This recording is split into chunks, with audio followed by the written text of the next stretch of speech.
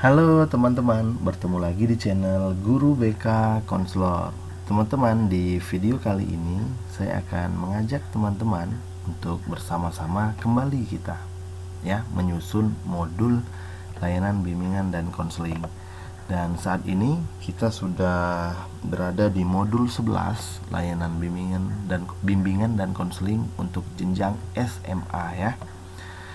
Nah, ini sudah saya sampaikan bahwasanya modul-modul ini saya siapkan untuk tahun pelajaran 2023-2024. Namun, apabila ada teman-teman yang ingin menggunakannya di semester ini, di akhir semester ini, disilahkan ya. Karena untuk guru BK itu sangat fleksibel ya, sangat dimudahkan. Adapun materi yang saya kembangkan adalah meningkatkan kualitas ibadah dan mewujudkan ibadah yang berkualitas. Di sini ya ada sedikit pemaparan bahwasanya ini untuk kelas 11 semester ganjil genap 2023-2024. Adapun topik tema yang saya angkat yaitu meningkatkan kualitas ibadah pada Tuhan Yang Maha Esa. Aspek perkembangannya yaitu landasan hidup religius, kemudian capaian layanannya yaitu melaksanakan berbagai bentuk dan tata cara ibadah sehari-hari atas dasar keyakinan yang dimiliki secara konsisten disertai sikap toleransi. Fase perkembangan adalah fase F ya, dimana kemarin ketika kita menyusun modul 1 sampai 10 itu diperuntukkan untuk kelas 10, yaitu fase E ya. Fase E itu sambungan dari fase SMA. Nah, untuk fase kelas 11 ini yaitu fase F ya, itu untuk kelas 11 dan kelas 12 di kurikulum Merdeka ini. Kemudian kelas ataupun semester di sini kelas 11 semester ganjil maupun genap tahun pelajaran 2023-2024. Bidang pengembangannya adalah bidang perkembangan pribadi. Selanjutnya saya sedikit menyampaikan mengenai materi yang kita angkat, yaitu meningkatkan kualitas ibadah dan mewujudkan ibadah yang berkualitas. Sedikit uraian bahwasanya ibadah bukan hanya sholat, zakat, puasa, haji, tetapi semua perbuatan yang ditujukan untuk mendekatkan diri kepada Allah dan semua bentuk perbuatan baik yang berguna bagi kepentingan orang banyak. Ibadah memerlukan kesiapan lahir dan batin, sehingga nilai ibadah bisa dari waktu ke waktu akan semakin meningkat. Ada beberapa upaya yang dapat dilaksanakan agar ibadah itu semakin berkualitas. 1. Ibadah itu dengan kesadaran ya.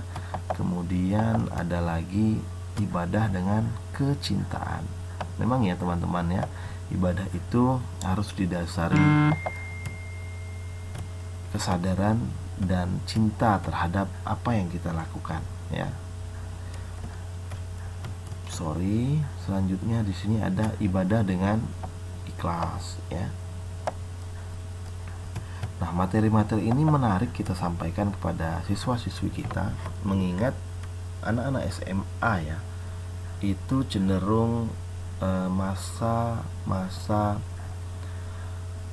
peralihan dari masa-masa anak-anak ke masa-masa remaja, dan di sana butuh pendampingan ya dari guru, terlebih lagi dari orang tua mereka sendiri ya.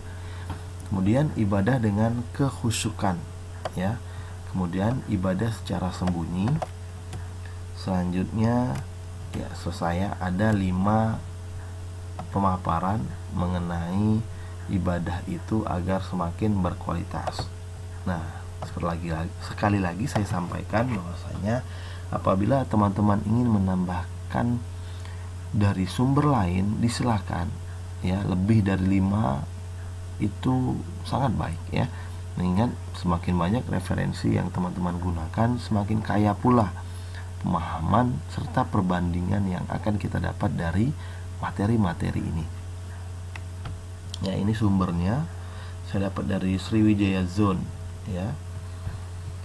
Selanjutnya di sini ada LKPD yang harus diisi oleh peserta didik ketika setelah melaksanakan bimbingan klasikal bersama guru BK. Nah, jadi sebenarnya LKPD ini seperti tugas ya teman-teman ya. Kita ingin melihat seberapa serius dan seberapa paham anak-anak kita di dalam menyimak materi yang sudah kita sampaikan.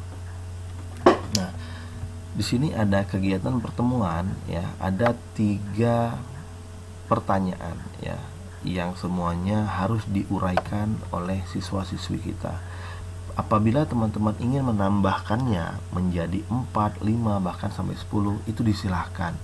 Hanya saja pesan saya, pertanyaan-pertanyaan ini harus tepat kepada peserta didik untuk menggali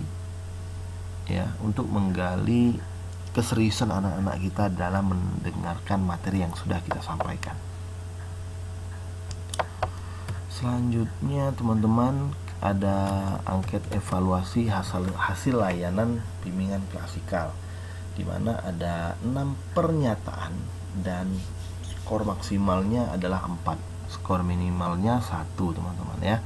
Nanti di sini akan ada cara pengisian skornya, sehingga kita dapatlah skor bahwasanya apakah anak-anak itu masuk dalam kriteria sangat baik, cukup ataupun kurang. Hasil angket evaluasi ini ya, kita peruntukkan untuk kita ya teman-teman ya, sebagai guru BK yang menyampaikan materi. Selanjutnya di sini ada RPL inspiratif BK. Nah, ini RPL-nya yang sangat penting dari setiap modul ya, karena tanpa RPL kita tidak mendapatkan alur dari pelaksanaan layanan klasikal yang ada di dalam kelas itu sendiri. Oke, sampailah di sini ya. Silakan diisi nama kepala sekolah dan nama guru BK-nya, teman-teman.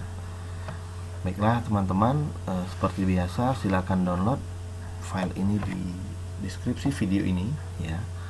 Semoga bermanfaat. Jangan lupa like, comment, share, dan subscribe channel Guru BK Konselor agar manfaatnya semakin luas.